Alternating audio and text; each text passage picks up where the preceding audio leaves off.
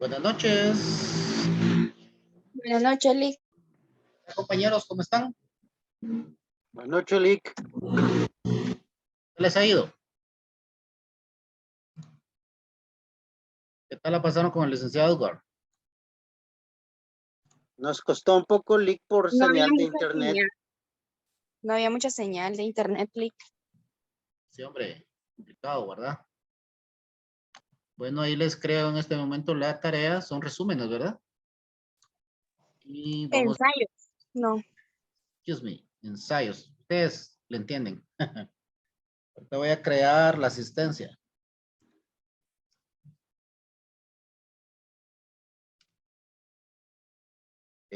Bueno, ¿hicieron la tarea o todavía la están trabajando?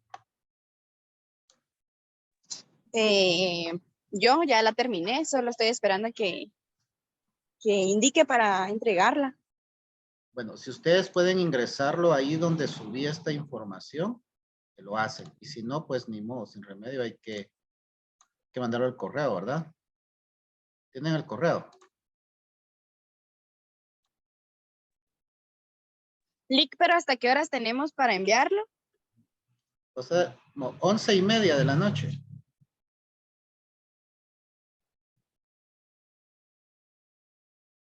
Las 11:30 de la noche, ¿me hacen favor? Porque no entiendo esto. Para que cumplamos, ¿verdad? ¿Les costó hacer la actividad? ¿No les costó nada? ¿Cómo les fue?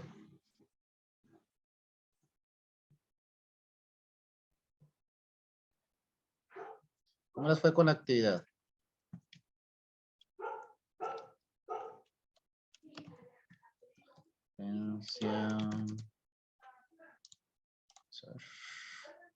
¿Cómo les fue con la actividad? ¿Qué tal vieron ese contenido?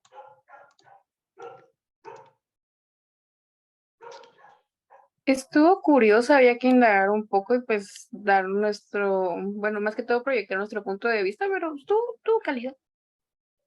Sí, fíjense que por eso es que yo decidí que mejor lo trabajaran ustedes. Porque honestamente es una cuestión bastante relativa. O sea, ¿qué podríamos discutir? ¿Verdad? ¿Qué pudiéramos discutir en un momento determinado? Si al final lo que para mí puede ser altamente moral, para alguien puede ser ya obsoleto, ¿verdad? Por eso mejor lo dejo a criterio y serán ustedes, ¿verdad? Yo ahorita viendo yo les creo la asistencia, por favor. En inglés, a mí me cae mal que con inglés, no se entiende. Bueno, por ahí les va a llegar la asistencia. ¿Qué nos deja? O sea, ¿qué nos deja esta actividad? Estamos hablando de la moralidad y de las buenas costumbres que debe de tener el abogado, la abogada. Realmente esta cuestión se aplicará a la realidad que nosotros vivimos. ¿Ustedes qué consideran?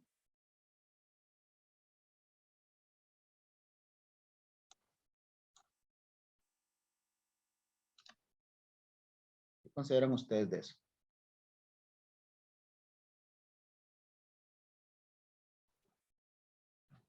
¿Sí me escuchan, compañeros?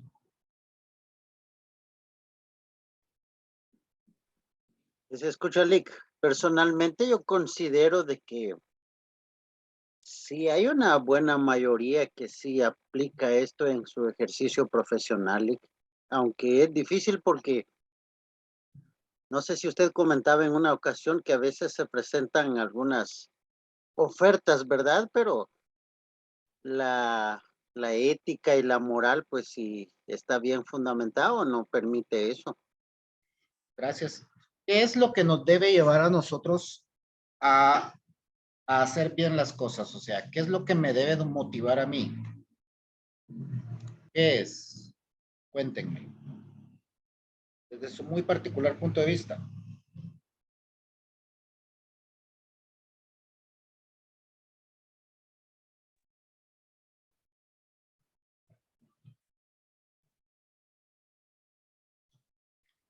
¿Acaso será la moral, será la ética, será las buenas costumbres, será el prestigio? ¿Qué es lo que me debe de llevar a mí a hacer bien las cosas?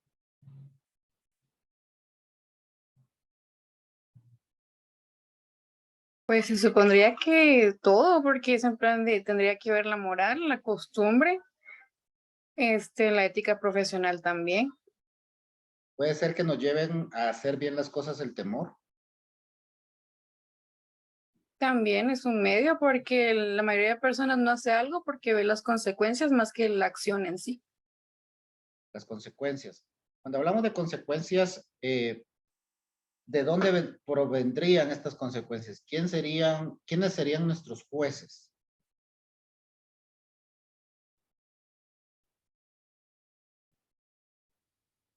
¿Acaso será la sociedad? ¿Acaso será la cuestión legal?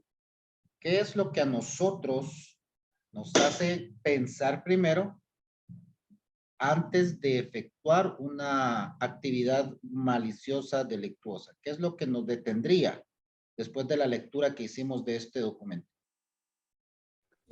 La conciencia recta, licenciado. Conciencia recta, muy bien. ¿Qué más podría ser aparte de tener una certeza y tranquilidad?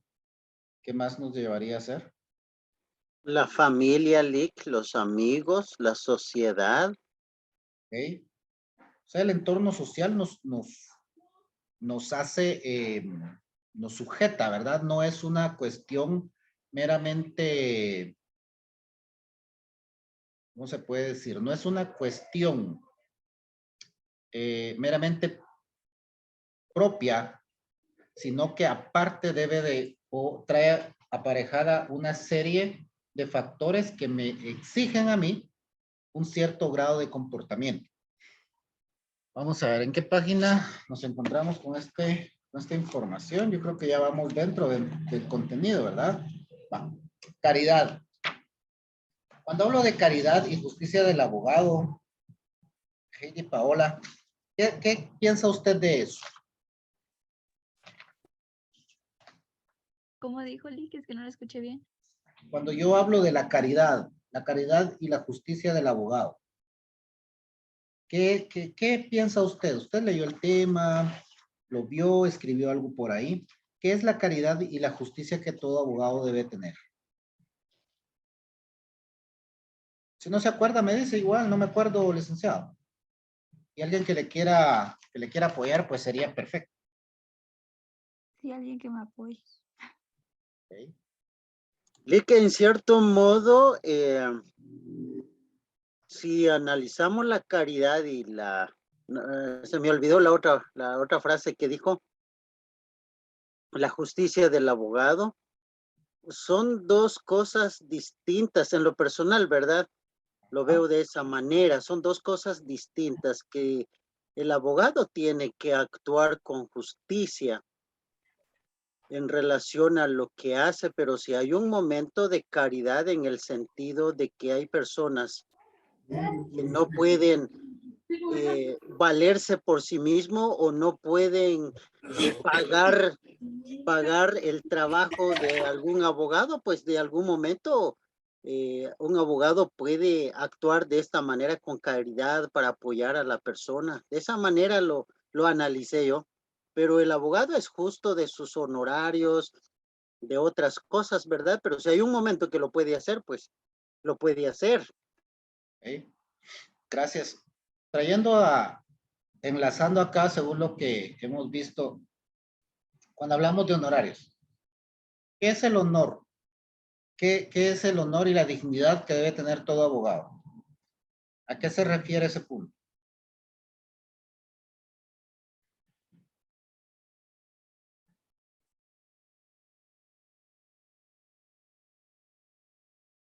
A ver, Yulisa.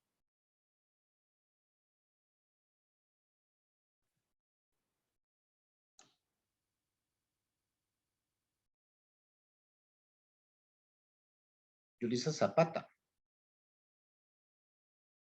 Perdón, Lick, que iba manejando, pero dígame. Yo le contesto. Cuando hablamos del honor y la dignidad del profesional, ¿A qué se refiere? ¿Qué se recuerda usted? Pues de lo poquito que, que me acuerdo del ensayo es de que un abogado tiene que tener dignidad al momento de representar a la persona, ¿verdad?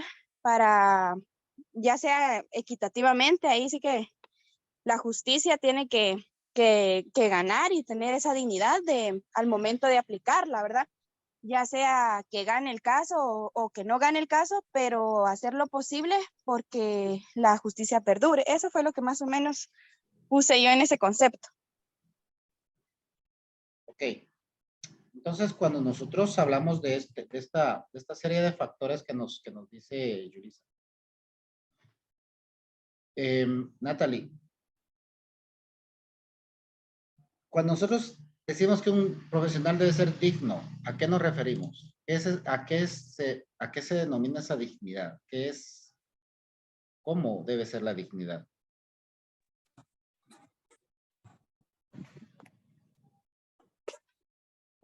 Lick, disculpe, a mí me preguntó. ¿Sí? Natalie dijo. Natalie. Yo lo que entendí, Lick, fue que, o sea, más que todo la dignidad se basa en hacer las cosas bien, dependiendo la moral que tenga cada persona al momento de elaborar. Y más como un abogado, ¿verdad? No dejarse como ahí sí que comprar como para ganarle algún caso o... ¿Cómo lo explico? Yo sé. O sea, la cuestión es que nosotros tengamos esa calidad, esa autoridad, el reconocimiento social de que nuestra función la hacemos de tal forma que no hay lugar a dudas de que cuando elaboramos un instrumento o cuando buscamos alguna alternativa, cuando nosotros diseñamos una estrategia para resolver un asunto determinado, no lo hacemos de mala fe, lo hacemos de conformidad en principio de nuestros conocimientos, en segunda instancia de la experiencia y en tercera instancia, que no es menos importante, en favorecer al mismo individuo. En muchos casos, lamentablemente, hay muchos buenos abogados, hay muchas excelentes abogadas que son muy buenas y muy buenos en su trabajo de abogadas y de abogados, de notarias, de notarios, porque le resuelven los problemas a las personas. O sea, son buenos para resolver situaciones, pero son indignos porque los métodos y estrategias que utilizan son por demás fuera de la ley, por demás totalmente fortalecidos con diferentes cuestiones maliciosas. Y si bien es cierto, se le resuelve el problema a la persona, pero con base en documentos o con base en pruebas, por ejemplo, malas. Y ahí es la cuestión. ¿Qué es lo que nosotros vamos a hacer? Tener, como decían nuestros compañeros, la conciencia limpia, recta, ser dignos y ser reconocidos por la rectitud de nuestra función, o ser eficientes. Porque muchos de estos abogados que yo les cuento son muy eficientes y también tienen muy buenos ingresos porque perdón, sus honorarios no son baratos. O sea, el riesgo que se corre por elaborar instrumentos fraudulentos o el riesgo que se corre por hacer o buscar alguna manera para justificar la comisión de delitos u omisiones delictuosas, eso es un desgaste mental, físico, requiere de una gran experiencia, requiere de un gran conocimiento de la norma y sobre todo requiere también de una serie de personas alrededor para poder encauzar lo que se busca, lo que se pretende. Para este curso, esta parte es muy importante porque nosotros como estudiantes Debemos conocer todo lo relacionado a la ética, a la dignidad, al deber, al decoro, todo lo relacionado a las buenas prácticas, todo lo relacionado a la ética profesional, como les decía, y qué es lo que en nuestra conciencia estas definiciones van a hacer, porque acá, si ustedes no lo van a tomar como algo positivo para ustedes, no va a servir de nada. Entonces, la idea es crear conciencias, crear sentimientos, por ahí cultivar en cada uno de ustedes la idea de las obligaciones, la idea de las responsabilidades que ustedes tienen en sus manos. Veía yo acá un término, el derecho en busca de la justicia. Así como William.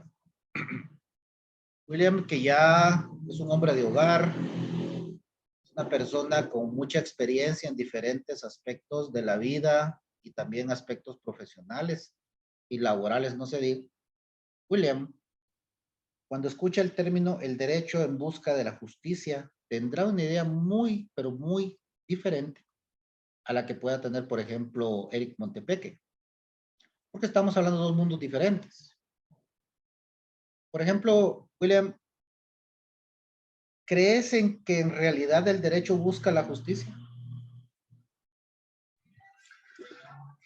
Se supone que así tendría que ser, ¿vale? Ajá. Pero para llegar a la justicia es muy difícil porque hay muchos factores que se interponen en ese camino, ¿no? Uh-huh. Gracias. Gracias. A ver, Eric, ¿qué es lo que se te vino a la mente o cuando leíste esa definición de el derecho en búsqueda de la justicia? ¿Qué es? ¿A qué conclusión llegaste? Hola, Lick, buenas noches. En base a lo leído, yo pues deduje que pues el derecho siempre va a dar lo que a cada quien le corresponde, pero bueno, como dice el compañero William, es un tema muy complicado porque muchas veces ¿cómo le podría decir? El derecho es, o sea, la justicia no es justa para muchas personas. Entonces, como le digo, no sabría decirle si en verdad sí, o sea, sí busca la justicia, pero en realidad muchas veces no es aplicada. Es como lo que dice acá, la justicia de los moralistas versus la justicia de los juristas. Ese tema, Eric, ¿cómo lo desarrollaste? ¿Qué conclusión llegaste con ese tipo de justicias, la justicia moral y la justicia jurídica? En realidad, ¿qué es?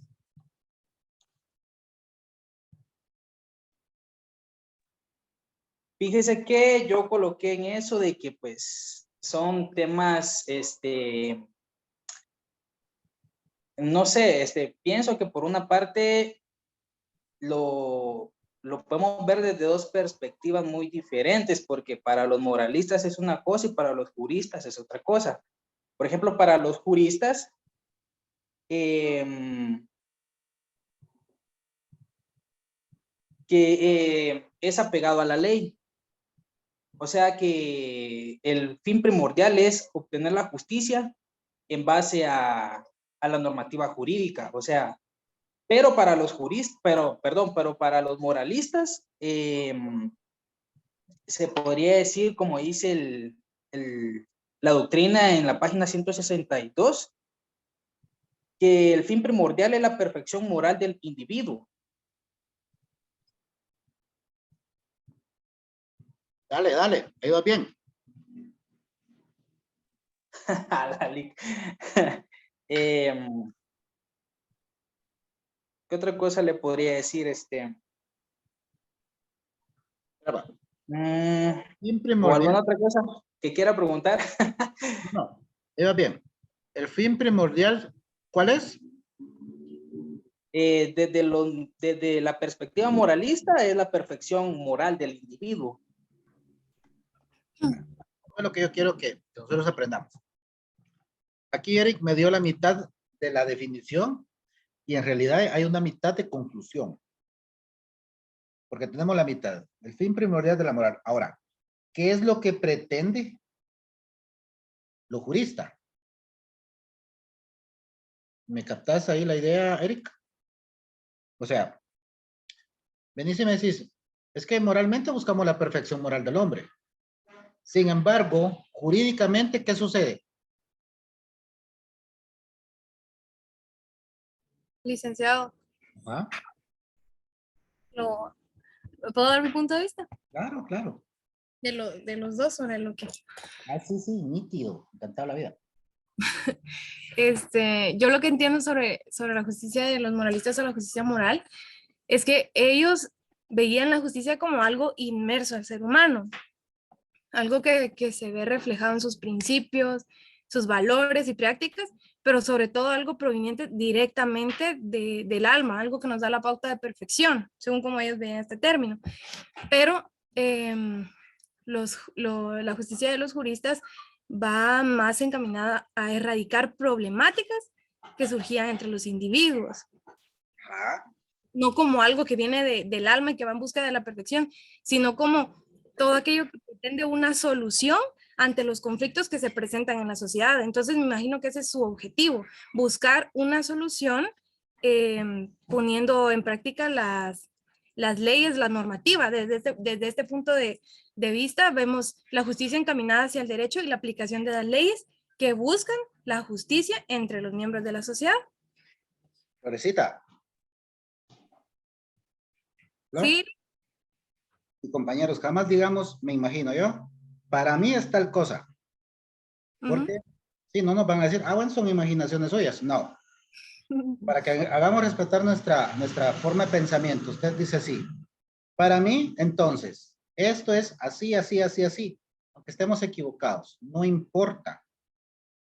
Los grandes descubrimientos del hombre han surgido como consecuencia de que alguien comenzó a decir que lo que todos decían no era cierto. Todos decían que los hombres éramos distintos porque habían hombres más cercanos a Dios y otros más alejados de Dios. Y alguien dijo, ¿por qué? Si el que supuestamente está más cercano peca, miente, oprime. Entonces, no. Y comenzaron a analizar y se dieron cuenta que efectivamente no, ¿verdad? Luego alguien dijo, bueno, ¿por qué si le doy para allá, dicen que no hay nada? Yo voy a ver si es cierto, si no hay nada. Y Fras vino y encontró cosas. Entonces, no tengamos miedo, compañeros, de decir, es mi punto de vista. Desde mi particular punto de vista, esto. Vean, yo les quiero felicitar. Nosotros el ejercicio que estamos haciendo en este momento tiene mucho dentro de la contextualización de la filosofía del derecho, de la lógica jurídica. Es que estamos haciendo análisis, por eso es que el docente lo que debe de hacer en este curso, como el de sociología, es incentivar a ustedes para que ustedes vayan analizando. Si nos damos cuenta, ¿qué es más bonito? No ver nuestro texto durante una semana y descubrirlo dentro de un montón de cuadernos, trabajos, lo que ustedes quieran. El martes a las 5:30, 6:10, y nuevamente volverlo a buscar el jueves a las 7:30, a estar en este ejercicio, cráneoencefálico de análisis. Vamos muy bien. Y es que fíjense, cuando nosotros llegamos al punto de la responsabilidad profesional del abogado, Steffi, usted interactúa constantemente con este mundo jurídico, y sabe de los alcances que tienen cada uno de los abogados, tanto litigantes que llegan a visitar su lugar de trabajo, como los abogados que están dentro de su lugar de trabajo en las diferentes áreas que la institución tiene. Para usted, ¿cuál es la responsabilidad máxima que tienen tantos los de la calle como los internos? ¿Cuál es la responsabilidad máxima? Asesorar a las a los usuarios, ¿verdad? De la manera más apropiada. ¿Ah? ¿Por qué?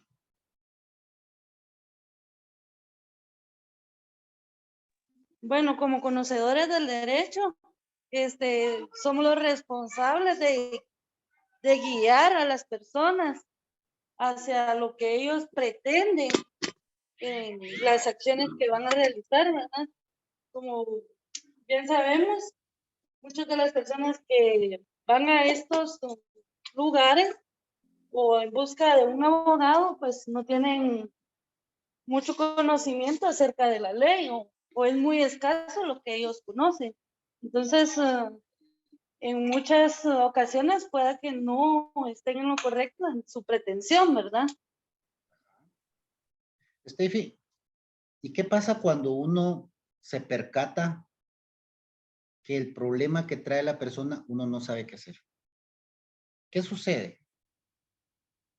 Le pregunto a usted, en lo muy particular, ¿cómo se ha sentido cuando hay algo que le expone a alguien y usted dice, y debe de haberlo sabido ya porque, no sé, por alguna razón ya tiene que haberlo sabido, pero usted no se acuerda o no lo sabe? ¿Qué sensación le genera? Pues, primero que todo, impotencia, ¿verdad? Pero conforme uno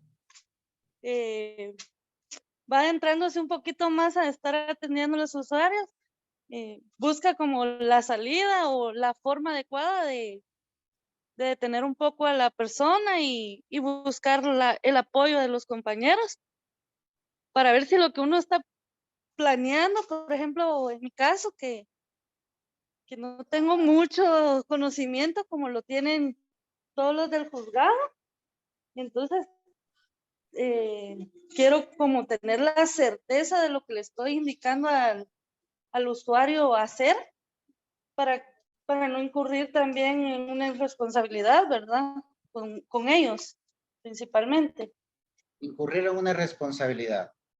¿Cuál responsabilidad podría ser en la que incurra nuestra compañera Steffi, Roberto, a la hora que ella le dé una mala asesoría a una persona? ¿Qué responsabilidad incurre ella?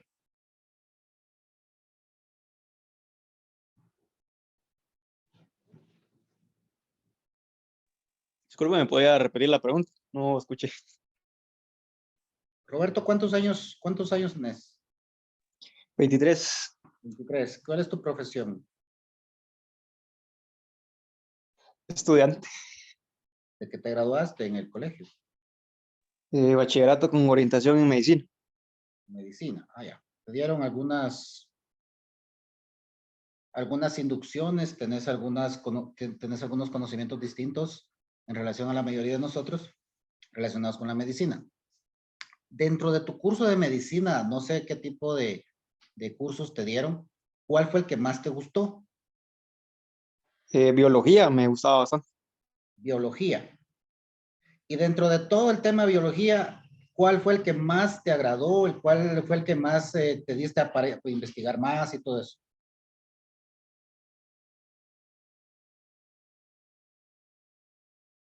A mí, por ejemplo, en el curso de biología, a mí lo que me gusta, estoy equivocado porque, como fíjense que dentro de mi recorrido, yo vengo dando clases del 2003 para acá.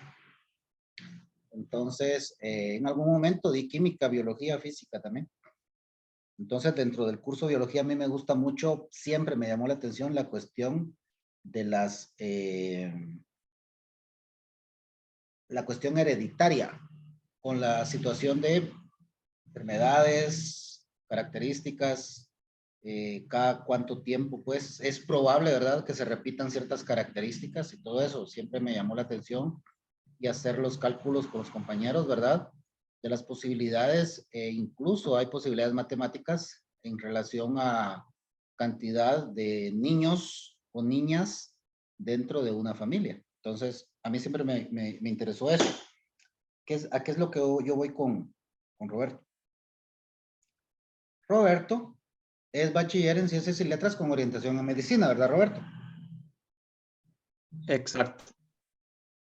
Posiblemente porque Roberto en algún momento pensó estudiar Medicina, o porque esa era la idea del establecimiento a la hora de aperturar esa carrera. Entonces Roberto tiene una gran responsabilidad, porque muchas personas vamos a creer que Roberto sabe de medicina, ¿verdad, Roberto?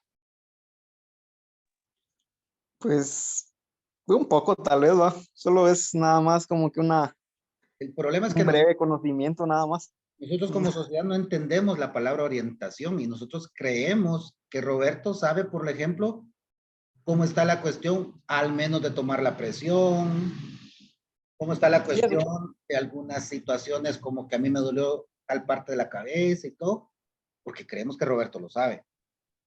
Y puede ser que Roberto lo sepa. Y si Roberto no lo sabe, ¿cómo se siente uno cuando creen que uno sabe algo, Roberto?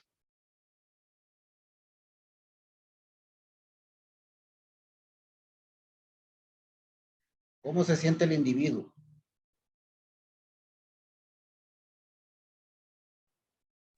Digo, ¿cómo se siente el individuo cuando qué?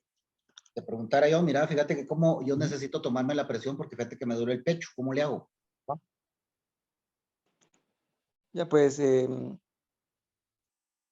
usted tiene que cargar el instrumento adecuado, ¿verdad? Que es el... O sea, yo porque sé que Roberto tiene orientación, yo sé que él sabe, él me tiene que decir a mí que me ponga el dedo Ajá. en alguna parte del brazo y que mire el segundero del reloj y que mire cómo va caminando, ¿verdad? Ajá. Pero eso no me lo dijeron. Entonces, Roberto, esa interacción que nosotros hacemos es lo que a nosotros nos habla como una responsabilidad profesional, porque si nosotros somos irresponsables, podemos atraer consecuencias legales, no para nosotros, consecuencias legales para la persona a la cual nosotros le estamos dando una mala orientación, lo estamos aconsejando mal. Entonces, compañeros, ustedes se pudieron percatar, cada uno de los temas nos llevó hasta el acceso a la justicia. En muchos lugares el acceso a la justicia lo ven como una cuestión en donde yo puedo y yo debo tener a la mano cualquier cantidad de órganos de justicia. Y eso en realidad no es acceso a la justicia. Alguien que me quiera decir desde su muy particular punto de vista, ¿qué es el acceso a la justicia según él o ella? ¿Qué es el acceso a la justicia?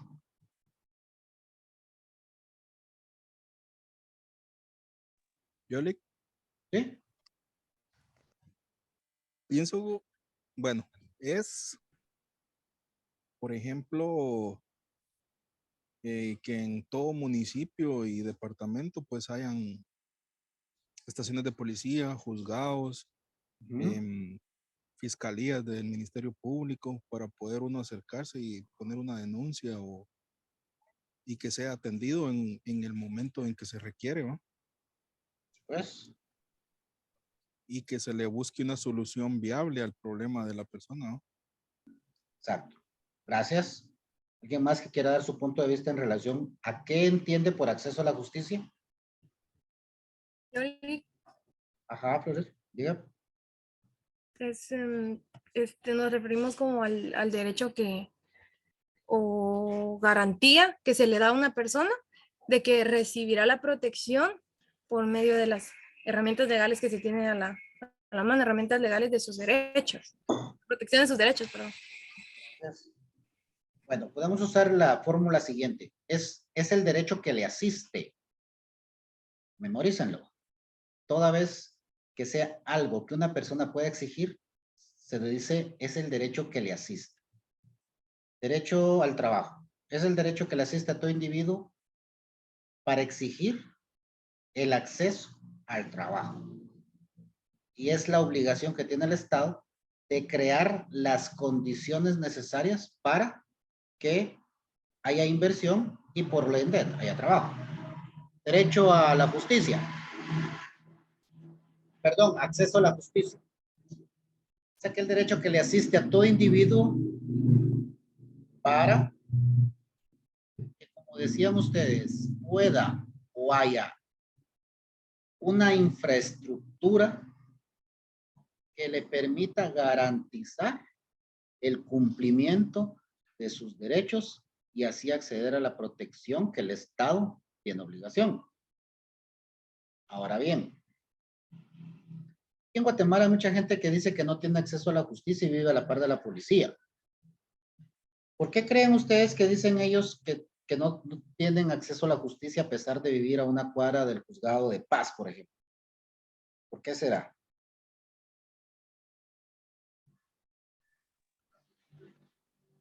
Que no buscan, tal vez. Bien, pues el que no indaguen ni siquiera qué tipo de juzgado hay en su cuadra, ¿va? Y Sí, otra cosa buenas que noches. también la gente quiere que se les resuelva como ellos piensan. Y Bien, no es buscan así, una... ¿va? O sea, Muy bien, sigan. Escucho. Cuéntame. ¿Por qué más? Considero que una de las cosas con relación al acceso a la justicia es lo tardado del proceso o el hecho de que no se le da seguimiento. Entonces, eso también tiene que ver con que no haya acceso a Bien, gracias. ¿Quién más? ¿Alguien? ¿Escucho? Buenas noches, Lic. Buenas noches. Yo considero que tal vez el acceso a la justicia es evidente que la capacidad económica de la persona, al no poder asesorarse o proveerse de una defensa técnica particular que se dedique específicamente a proteger el interés. Muchas veces, si bien es cierto, el Estado promueve instituciones de auxilio profesional público, pero en opinión personal, la mayoría de veces estas personas solo persiguen un salario y no tienen aquella voluntad o deseo de defender apegado a derecho a la persona, y a veces es evidente la incompetencia. Entonces considero que tal vez en el aspecto económico hay personas que dicen que no tienen acceso a la justicia porque no pueden costearse una defensa. Bien, gracias. Kimberly, para usted, ¿cuál es el principal problema del acceso a la justicia?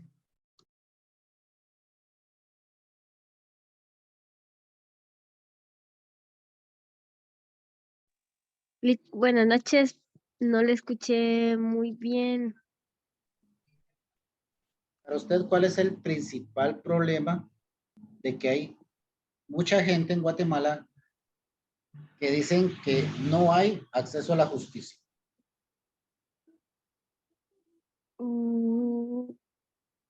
Tal vez de por sí es muy complicado tener acceso a la justicia, pero tal vez el decir que no hay acceso a la justicia sería como un poco incorrecto de llamarlo, porque la mayoría de personas no tiene el valor de acceder a la justicia.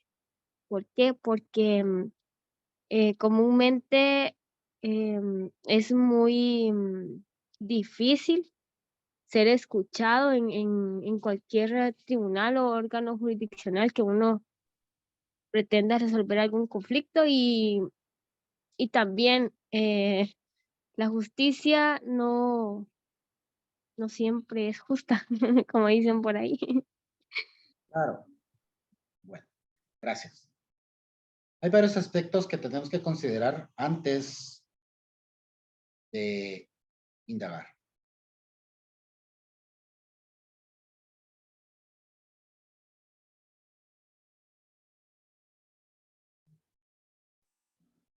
Primero, ¿qué es la justicia? ¿Realmente la justicia responde a intereses de las partes o realmente la justicia responderá al interés del que juzga?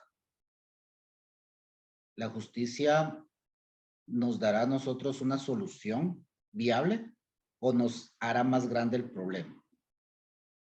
La justicia nos permitirá gozar de los derechos que nosotros exigimos, o la justicia nos indicará que hay varios derechos que si bien nosotros podemos exigir, la otra parte tiene derechos que nosotros como obligaciones debemos cumplir. Una serie de factores. Cuando la gente habla de acceso a la justicia, debemos nosotros de entender que debe existir las condiciones igualitarias para todos de acceder a ese sistema, a esa infraestructura estatal legal que existe. Ahora bien, que si la persona no cuenta con los medios suficientes, es verdad, es una realidad, que si las instituciones encargadas de garantizar la defensa muchas veces no hacen su trabajo como es verdad. Que hay personas que en otros órganos del aparato de justicia no hacen su trabajo correctamente o hay diferentes circunstancias que no permiten agilizar, es verdad también. Que muchas personas van a obtener un resultado negativo inclusive a la hora de accionar el proceso, también es real. El acceso para muchas personas es negado porque no existen las condiciones para que la persona realmente goce de sus derechos. Es altamente oneroso, es altamente desgastante. Si yo acuso a una persona de violador, es más fácil que a mí me maten a que esta persona sea condenada rápidamente. Puede ser que sea condenado, pero excepto el caso de hoy, que fue un caso express, donde al muchacho lo condenaron a 50 años de cárcel. En realidad yo nunca había visto, son pocas las cosas, las veces que uno ve que el Ministerio Público hace un proceso tan puntual, tan milimétrico, tan tipo reloj suizo, ¿verdad? Puntual. Yo no sé si el señor se lo merece o no se lo merece. Lo que yo sí sé es que según algunas imágenes que se filtraron, ahí había una lucha constante entre ella y él. Que hubo una situación ahí de falta de lealtad y que a raíz de eso se convirtió en una situación horrible. La que pierde acá no es la muerte ni tampoco es el encarcelado. La que pierde acá, la que perdió realmente es la niña. Ella pierde todo su contexto. Ella pierde toda esa idea de hogar que tuvo en algún momento. Sí podemos decir, felizmente tiene 2 años. Se le puede reestructurar la mente, se le puede reestructurar la psiquis y con la ayuda de muchas cosas, esta niña va a tener muy pocos daños a futuro. Pero esta justicia pronta y cumplida, como en este caso que quisiéramos ver, no existe en la mayoría de casos. Y no existe simple y sencillamente porque muchos factores no lo permiten. Sobre todo el factor más importante es el pensamiento, es la idiosincrasia del guatemalteco, de que incluso las instituciones las sobrecargamos de trabajo. Y entonces, ustedes saben que el que mucho abarca, poco aprieta, y es muy complicado realmente que este acceso a la justicia sean las condiciones ideales. Por eso es importante que nosotros tengamos en cuenta que las garantías, que saber que todos debemos promover el acceso a la justicia, debemos fomentar el acceso a la justicia, que la dignidad humana debe de ser altamente protegida. También tenemos que entender que nuestro país tiene muchas necesidades, tiene muchas limitaciones, y es como que nosotros, como guatemaltecos, debemos de educarnos más, de educarnos mejor, de aprender a solucionar los conflictos en nuestros entornos familiares, sociales, para no judicializar problemas que muchas veces pueden ser resueltos lejos de cualquier tribunal. Me pongo a pensar yo en este problema de pareja, que si estas personas hubieran tenido la capacidad intelectual suficiente para poderlo discutir, acá hay una cuestión complicada, una serie de faltas de respeto, una serie de faltas a la moral, a las buenas costumbres, una serie de, era un conflicto, una lucha constante donde yo vi, donde es ella la que dice, si seguimos así me vas a terminar matando. O sea, nosotros, o sea, siembra ahí el germen, ¿verdad? Me vas a matar. Es que si no, me vas a matar. Que hay comentarios, incluso audios y todo eso. Entonces, vemos que hay un problema psicológico grave de ella y de él. ¿En dónde debe resolverse esto? En una clínica. ¿En dónde debe resolverse esto? En una serie de terapias. Primero, para resolver sus identidades, para resolver sus problemas íntimos, individuales, ¿verdad? Y posteriormente pensar cómo iban a reestructurar sus vidas. La cuestión fue que se salió de control y ahí tenemos un muerto, 50 años de cárcel, una huérfana y también una hija de un convicto. ¿Cuánto le costó al Estado? Como 7 investigadores del Ministerio Público, 3 jueces, toda la infraestructura del juzgado. Eso nos cuesta a nosotros. Los traslados, mantener al señor guardado en la cárcel, los traslados en vehículos, guardaespaldas para él, porque eso se convierte en los señores del sistema penitenciario. No sé si pagó abogado, si usó el de la defensa pública, pues entonces nos costó también por lo menos un abogado y como 4 asistentes. Y todo ese dinero que se va para ahí es lo que a nosotros no nos permite invertir en otras cuestiones más importantes como sociedad. Es bueno promover el acceso a la justicia, pero es más importante no utilizar el sistema de justicia y aprender a vivir y aprender a resolver los problemas en el seno de los hogares, en el seno de las vecindades, no irse a los juzgados por problemas de vecinos que podemos resolverlos conversando. Para mí era muy importante que ustedes llegaran al acceso a la justicia porque se habla mucho del acceso a la justicia. Nosotros nos conviene, pues, nosotros nos pagan por eso. Si ya bien sea cierto como abogados litigantes o como personas asociadas a alguna institución del Estado en el sistema de justicia, nosotros nos convienen porque entre más personas tengan problemas, más juzgados, más fiscalías, más unidades hoy hasta una secretaría, no sé cómo se llama eso, de acceso, ¿de qué? De no sé qué, a la víctima. Realmente el Estado es juez y es parte. ¿Por qué? Porque el Estado le paga al juez, el Estado le paga al Ministerio Público, el Estado le paga a la Defensa Público Penal y hasta le paga a la Secretaría de la Defensa de la Víctima.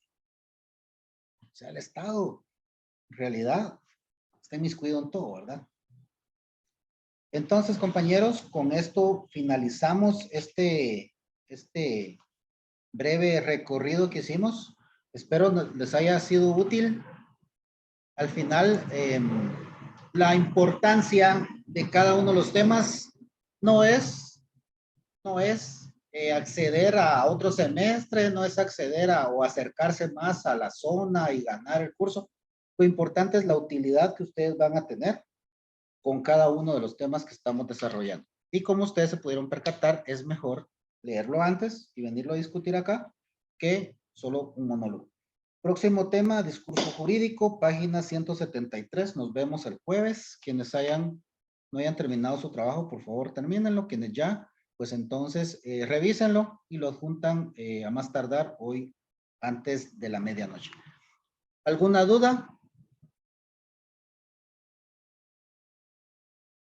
¿No? No, Lick, gracias. Sí, si no han podido juntar su documento, pues me indican y lo pueden enviar al correo. Eso sí, compañeros, tenemos los días contados. Hoy es 11 de octubre. Tenemos 3 semanas para llenar la zona. Entonces, por favor, si ustedes no se percatan que hay algún error en el cuadro y no aparece en la plataforma, el último día de este mes ya no se puede hacer nada. 31 de octubre, ya esa plataforma queda en piedra, ya solo nos esperaría el examen final. Entonces, compañeros, por favor, tenemos los últimos puntos y sean cuidadosos, revisen bien porque hay algunos compañeros que me vinieron a decir que no aparecían sus puntos del primer laboratorio que hicimos, imagínense. Entonces, por favor, que pasen la mejor de las noches. Gracias, Lick, igualmente.